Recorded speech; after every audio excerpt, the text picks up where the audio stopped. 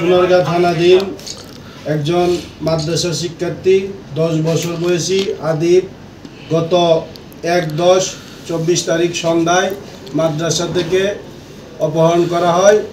অপহরণকারী তার অভিভাবকের কাছে 10 লক্ষ টাকা মুক্তিপণ দাবি করে।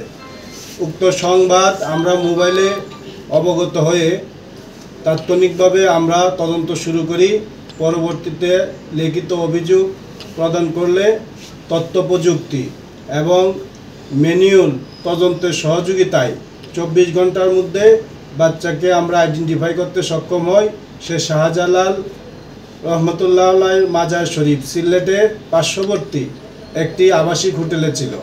তাকে সিলেট পুলিশের সহযোগিতায় 3 জন আসামি সহ ভিকটিমকে উদ্ধার করতে সক্ষম হই। আসামি 3 জন বর্তমানে আমাদের থানা হেফাজতে আছে।